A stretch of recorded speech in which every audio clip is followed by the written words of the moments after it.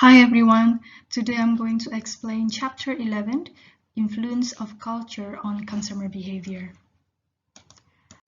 Our learning objectives are, first is to understand that culture is and how it impacts consumer behavior. Second, to understand how culture acts as invisible hand that guide consumption-related attitude, values, and behavior. Third, to understand how culture sets standards for what satisfies consumers' needs, to understand how culture is learned, expressed in language, symbols, and rituals, to understand how customers are always adapting to culture-related experience, and how impact of cultures and consumer behavior is measured, how culture values impact American customers, and also American culture become a shopping culture. First of all, we have to understand the definition of culture. Culture is the sum of total learned belief, values, and customs that serve to regulate the customer's behavior of members of particular society.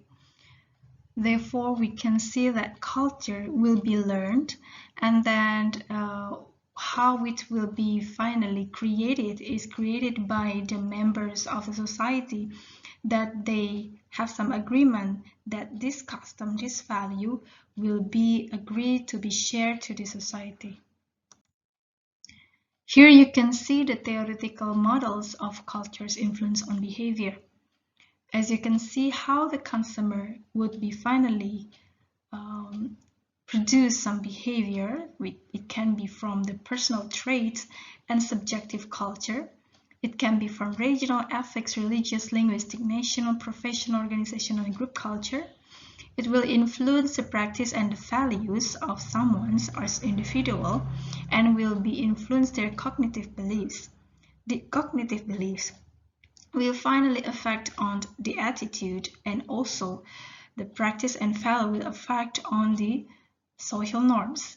Both attitude and social norms will affect the behavioral intentions of individual and will be finally at the end it will create some behavior. We have learned about perception, and then perception can be formed by the culture. The invisible hands of culture, each individual perceives the world through his own cultural lens. Even though that we came from the same country, for example, like Indonesia, we still have a possibility to have a different perception of something because culture takes place to influence our perception.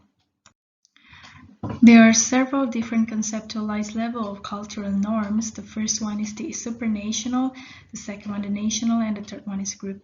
Supranational levels reflect the underlying dimensions of culture that affect multiple societies, such as subculture, cross-national, or cross-cultural boundaries. Just for example, if you are Latinese, then if you are going to US, you will have different language, but you still bring your culture. You will learn about the US language, but you still carry your own culture from Spain, for example. And the second one, the national levels, reflect shared core values, customs, and personalities that represent the core of the national characters of a particular country.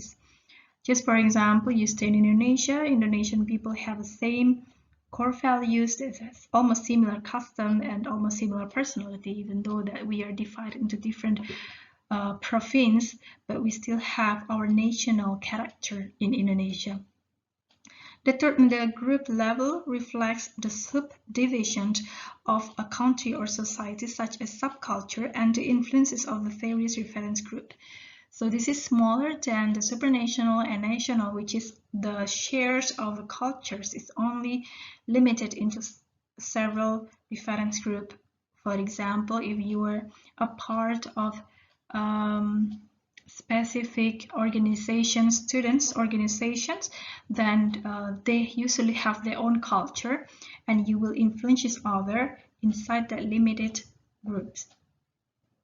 Here we can see the several lifestyle metrics for global youth. And then the global youth here is on age 14 to 24 years old. The first one is in crowd. In crowd is some lifestyle global youth that they want to have more privilege and reinforcement. The member of this group seek more approval from others, and they prefer to have a classic brand such as Nike, Abercrombie Fitch to uphold some traditions. And then Pop Maverick, this is a matrix for lifestyle for global youth that they prefer to have more word of mouth that will spread rapidly and have passion, individuality, and instant gratification are really important. They prefer to have a brand that can personalize their personality, such as Diesel or Adidas. Network intelligentsia is a hub of online social networks and is all about revolution, creativity, and deconstructions. And they prefer to have more cult brands such as Vespa or Vans. Thrill renegade is a type of lifestyle that having to have more infamy, adrenaline, and anarchy, and they pretending that the law and order is not exist. They prefer to have a custom brand to have some more respect, and they prefer to have no rules.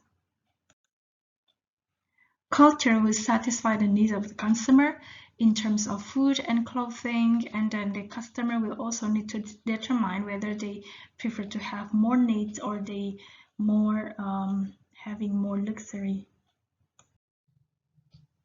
There are three forms of learning.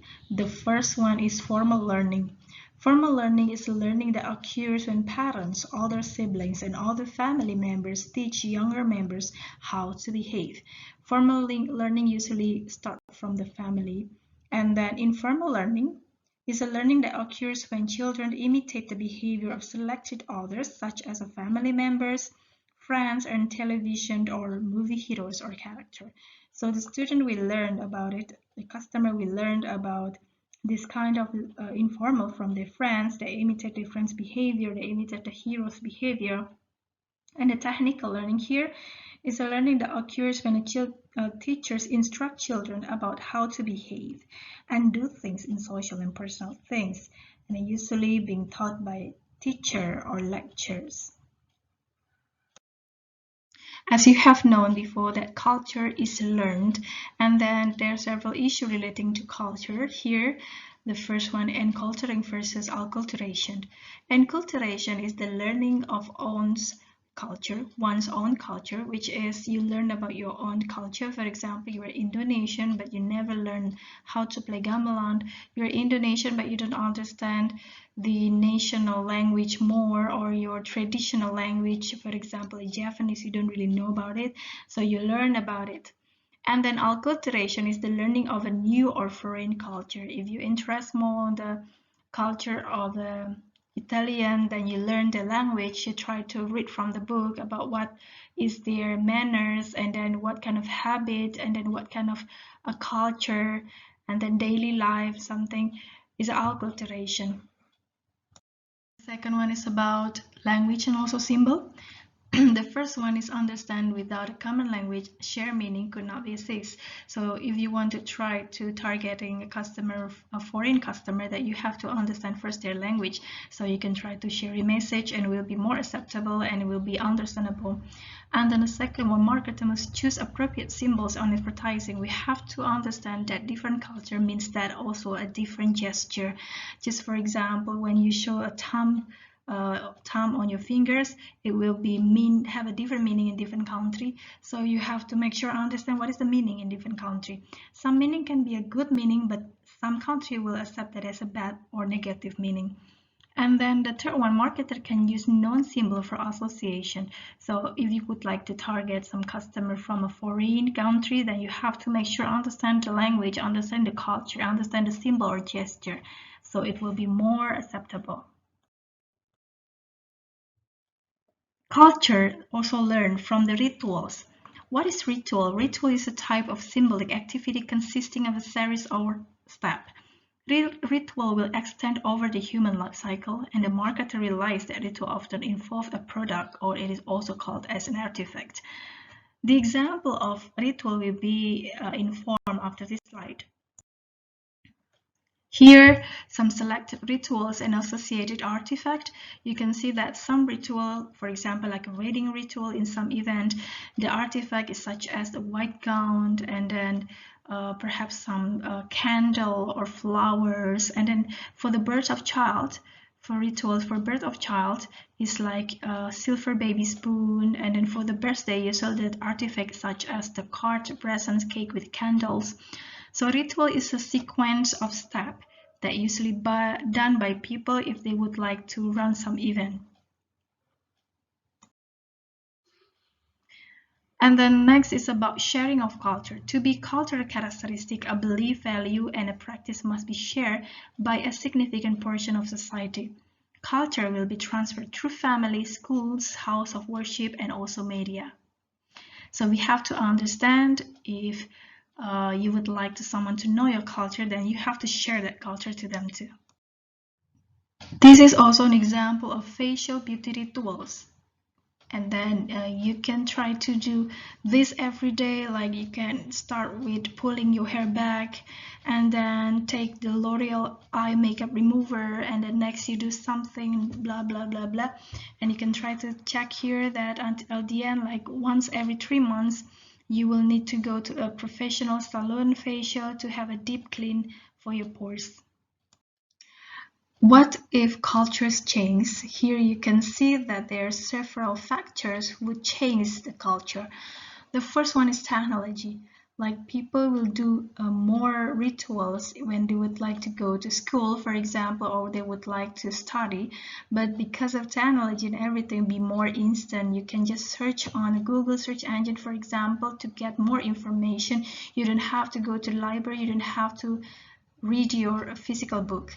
And then population shift. There are some shifting happen where the population is always growing up.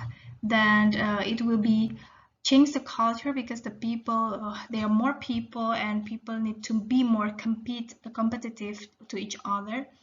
And then the other one is resource shortage and the wars. Of course, the war will also change the culture because on the war there's a colonialize, and they try to take someone's culture. They try to also share their culture.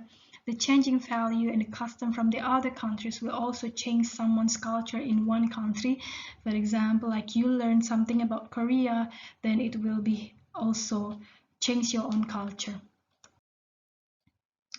How are you going to measure culture? There are several things that we can see here. The first one is through content analysis. The second one is from the customer fieldwork. And the third one is from the value measurement instrument. Content analysis is a method for systematically analyzing the content of verbal and/or pictorial communication. This method is frequently used to determine prevailing social values of a society. Content analysis is a method that when you want to do some research, you don't have to take data directly from the customer, but you will take your data from the textbook or from the magazine.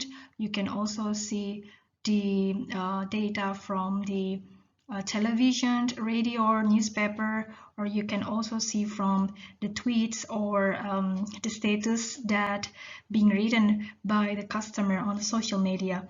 So this is exactly not came from your customer, but you can try to do some research. For example, you would like to know what is the different culture on the use of a woman between two countries in advertisement. For example, Japanese versus US. Then you can try to collect it from the advertisement in a magazine. Then you can try to collect some women magazine from Japan or US. Then you can try to do it for 1 year, and you can try to take all the advertising that consists woman on it. Then you can try to analyze what kind of different from an advertisement, how is the role of women in a culture from that two countries. So you don't take that directly from your customer.